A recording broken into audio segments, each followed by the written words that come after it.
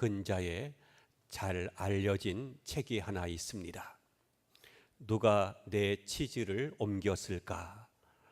라는 베스트셀러입니다. 여러 해 동안 많은 사람들에게 읽혀진 작은 책입니다. 이 책을 쓴 스펜서 존슨 박사가 또 다른 책을 하나 썼습니다. 선물이라고 하는 책입니다. 그 내용을 줄여 말하면 이런 것입니다.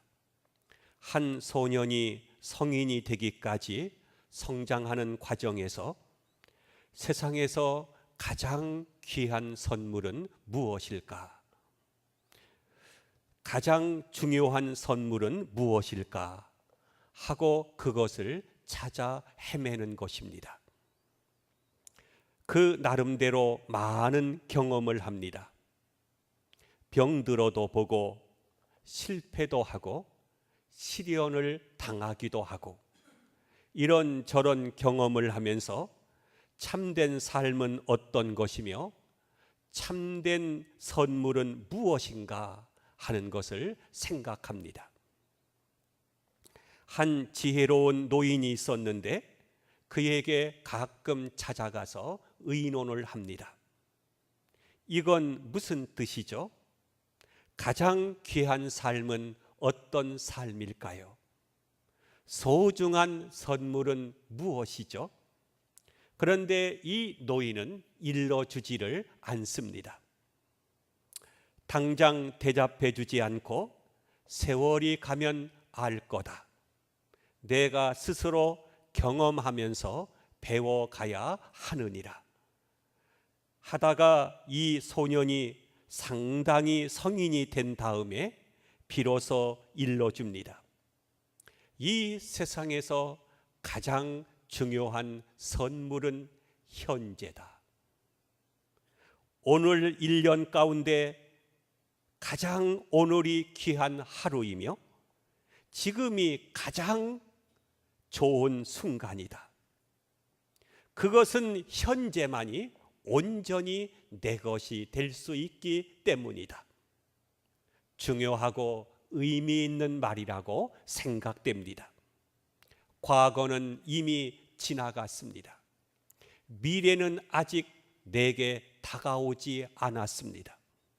그러므로 현재만이 가장 귀한 시간이요 내게 준 선물인 것입니다. 이런 말이 있습니다. 사랑하는 사람에게 사랑한다는 말을 오늘 하십시오. 왜냐하면 내일은 내 시간이 아닐 수 있기 때문입니다. 현재의 의미를 아는 사람이 최고의 선물을 받은 것입니다. 내가 가진 바를 모르고 현재를 모르는 사람은 아무것도 없는 사람과 같습니다. 여러분, 과거에 매이지 마시기를 바랍니다. 과거는 이미 지나갔습니다. 후회한들 원망한들 소용이 없습니다.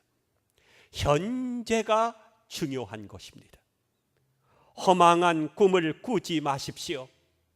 현재가 중요합니다. 하나님께서 현재라고 하는 선물을 나에게 주셨습니다. 젊었건 늙었건 내가 이 자리에 앉아 있다고 하는 것, 그 하나만으로도 우리는 귀한 선물을 받은 것입니다. 여러분, 내 가정에 귀한 선물이 무엇입니까? 남편을 생각할 때 하나님께서 내게 주신 최고의 선물이 내 남편이다 하고, 아내를 생각할 때 하나님께서 내게 주신 가장 큰 선물이 내 아내를 만난 것이다. 이렇게 생각하는 사람은요, 행복한 사람입니다. 그런데 반대로 내가 이 사람을 만난 것은 역사의 실수다. 이건 하나님께서도 짝을 잘못 띄워주신 것이다. 이런 생각을 하면서 살아가고 있다면 그 사람은요, 가장 불행한 사람이죠.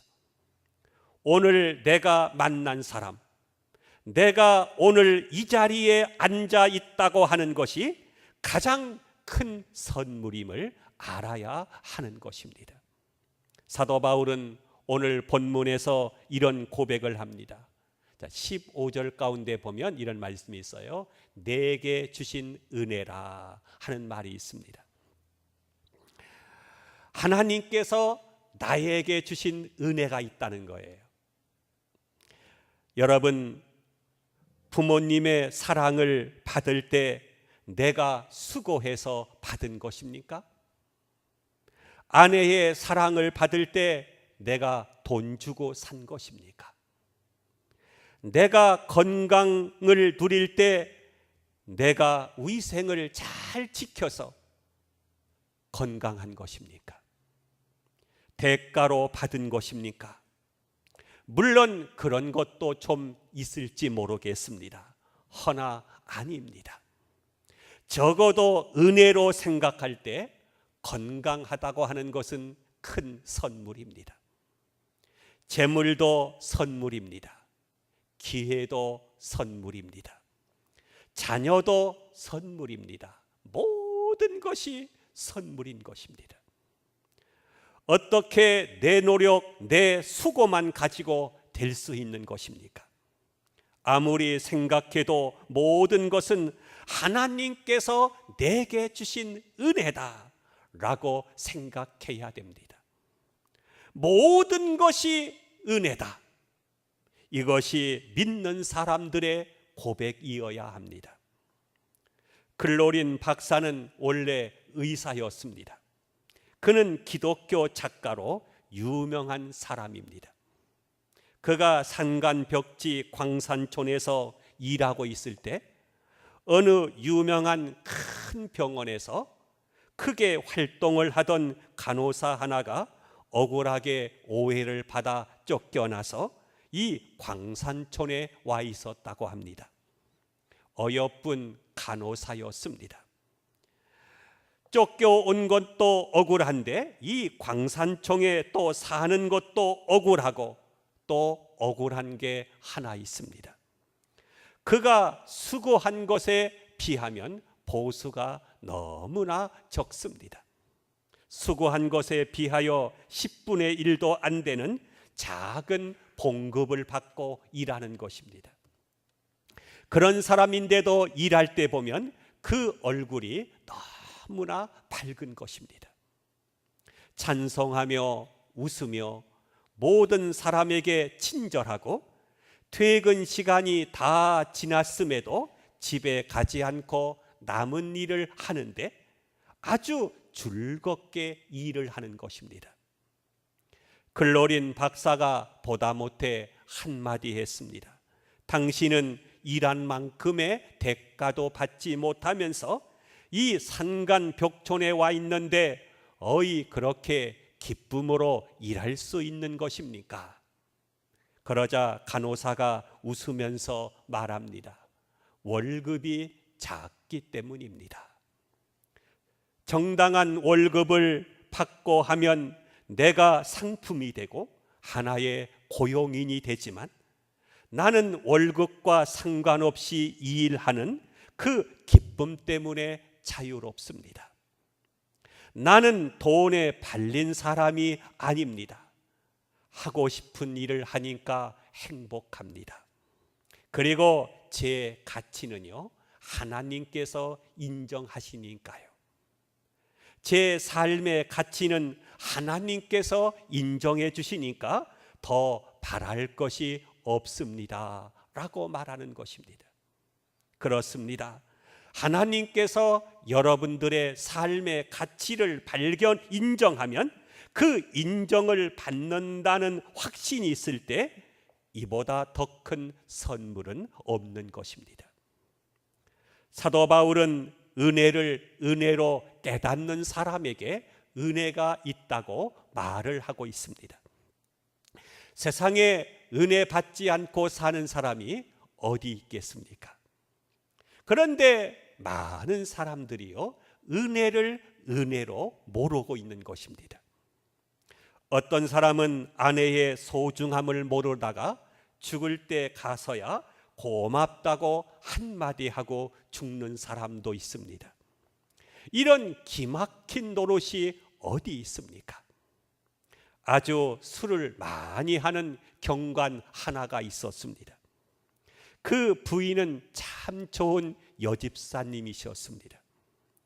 남편이 매일 밤 술을 먹고 들어와서 발길로 차는 게 일입니다. 부인을요.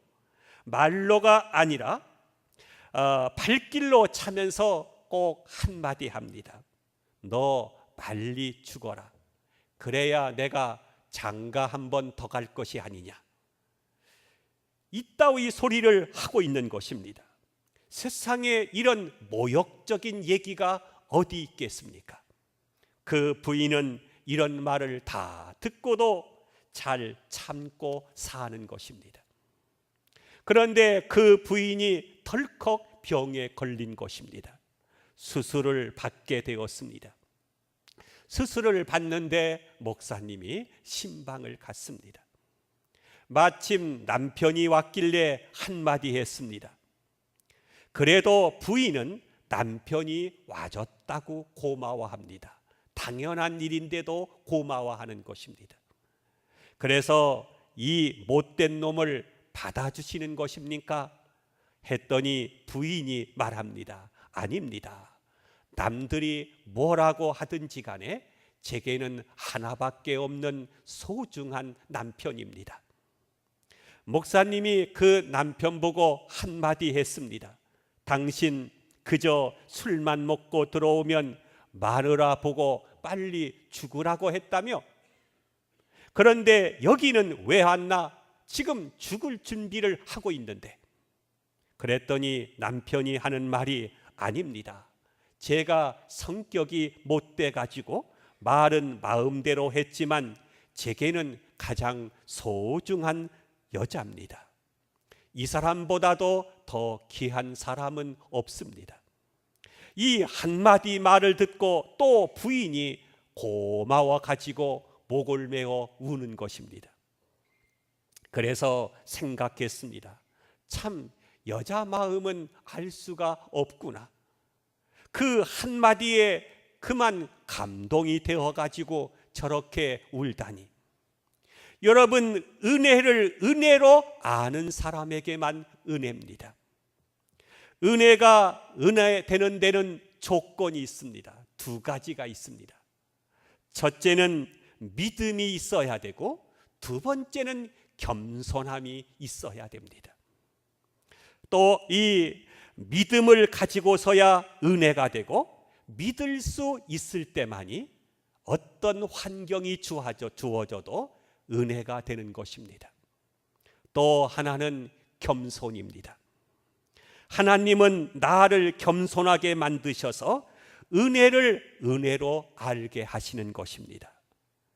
겸손한 자에게만 은혜가 있게 됩니다.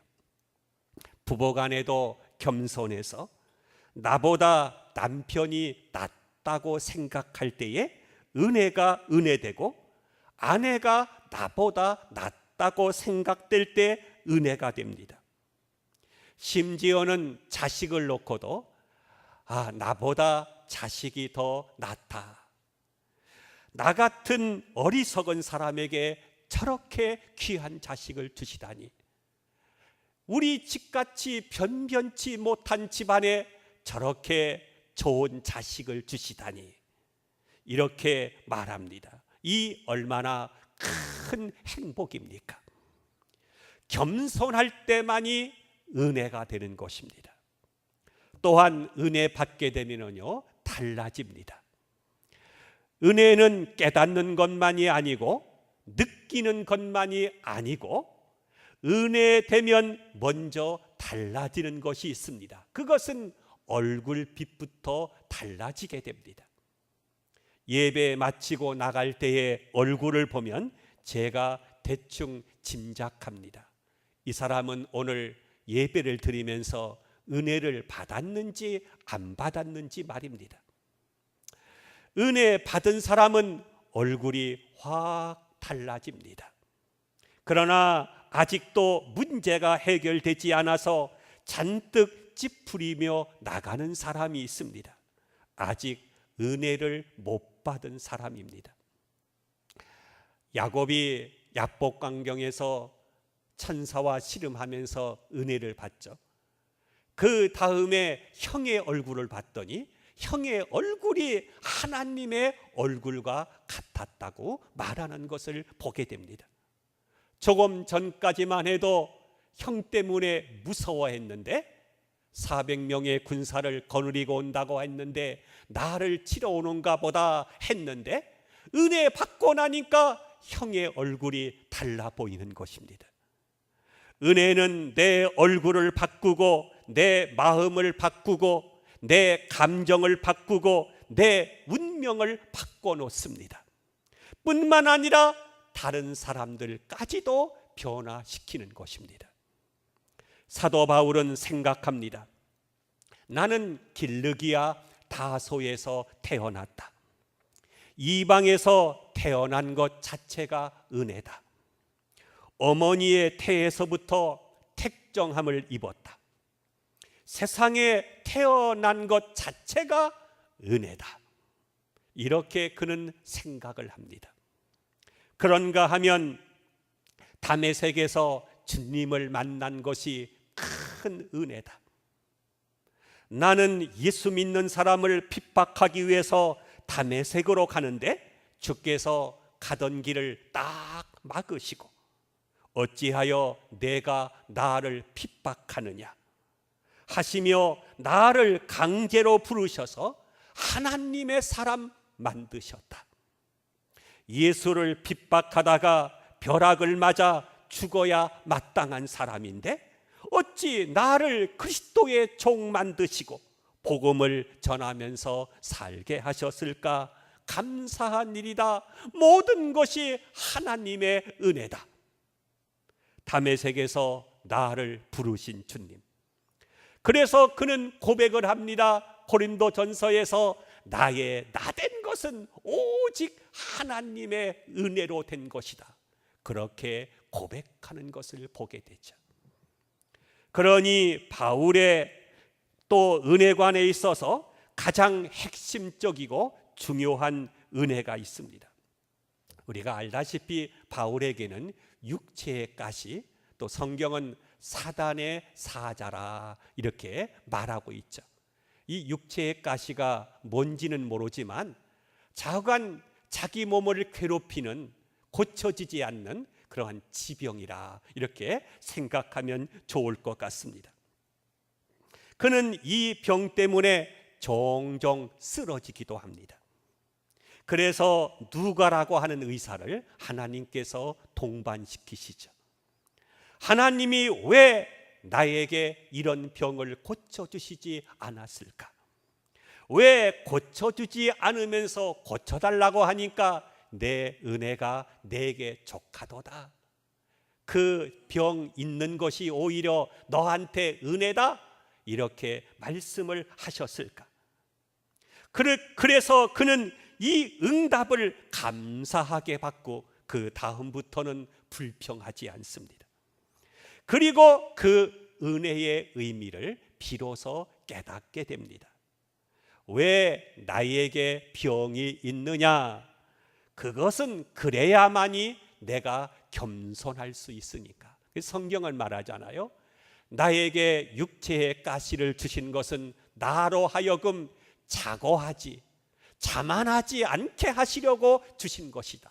그것이 없으면 나는 교만할 수밖에 없는 사람이다. 그래서 주신 것이다. 그렇게 깨닫게 됩니다.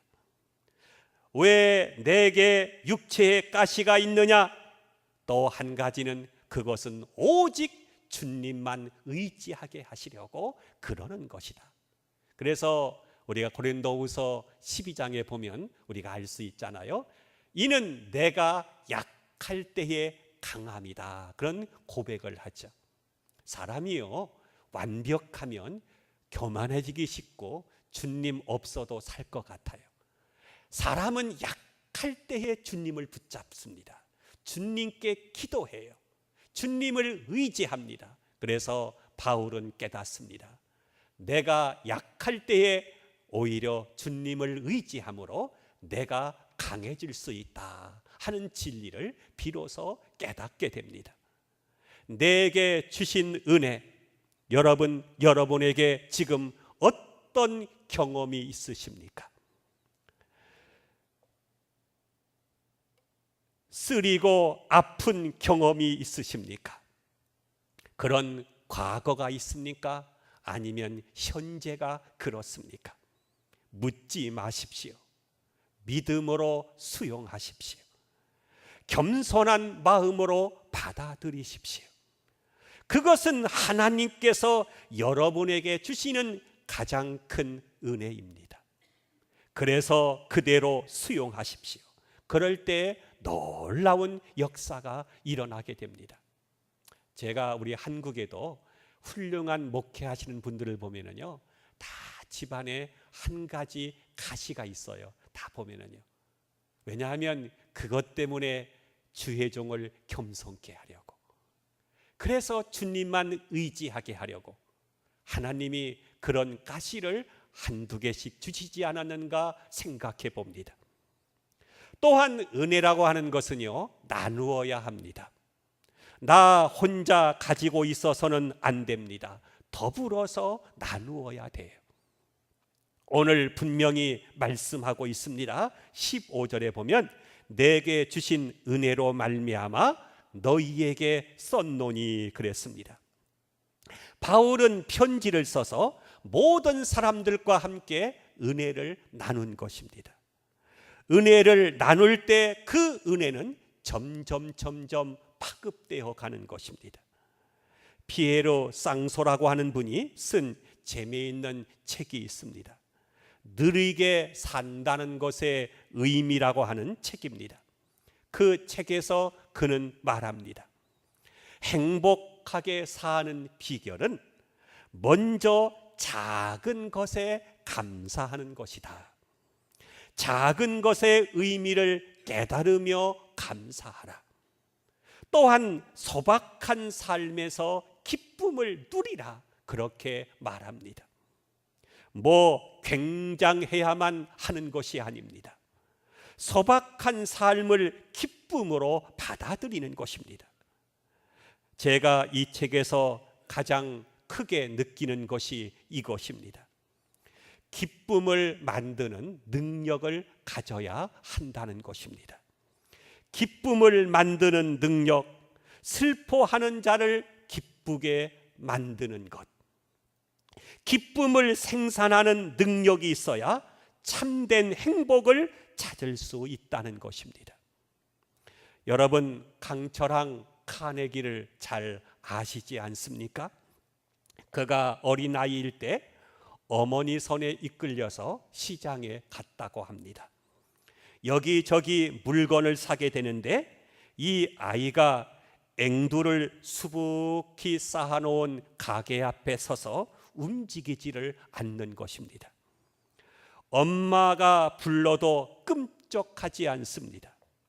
앵두가 너무나 먹고 싶기 때문입니다. 그 가게 할아버지가 그것을 보고 이 아이의 속내를 알고는 얘야, 이거 먹고 싶으냐라고 묻습니다. 먹고 싶어요. 그러면 내가 한 움큼 집어가렴. 몇 번을 그렇게 허락하는데도 어린 카네기는 한 움큼 집을 생각을 하지 않습니다. 보다 못해 할아버지가 손수 한 움큼 집어서 아이의 호주머니에 넣어줍니다. 그때서야 카네기는 회색이 만연해졌습니다. 돌아오는 길에 어머니가 물었습니다. 얘야, 너는 왜 한 움큼 집으라고 했을 때 집지 않고 할아버지가 집어줄 때까지 기다렸느냐? 엄마, 그거 모르겠어요? 할아버지 손이 훨씬 더 크거든요. 내 손에는 몇 개 안 잡히잖아요. 할아버지 손으로 주어야 많지요 하는 것입니다. 역시 부자 될 만합니다. 내 손보다도 하나님의 손이 더 크십니다. 여러분, 내 손으로 무엇을 한들 대수롭겠습니까? 하나님께서 해주실 때에, 하나님께서 은혜 주실 때만이 거기에 참 은혜가 있는 것입니다. 아직 불만과 원망과 실망이 있습니까? 그 원인은요, 은혜를 내가 모르는 데 있습니다. 사도 바울은 고린도전서 15장 10절에서 이렇게 고백을 하죠. 내가 나된 것은 오직 하나님의 은혜로 된 것이니 내게 주신 그의 은혜가 헛되지 아니하다라고 말합니다. 내게 주신 은혜가 헛되지 아니하여, 내게 주신 하나님의 은혜가 헛되지 않고 언제나 하나님의 은혜가 함께하는 은혜의 사람으로 살아가는 우리 모두가 되시기를 주의 이름으로 축원함을 드립니다. 기도합니다.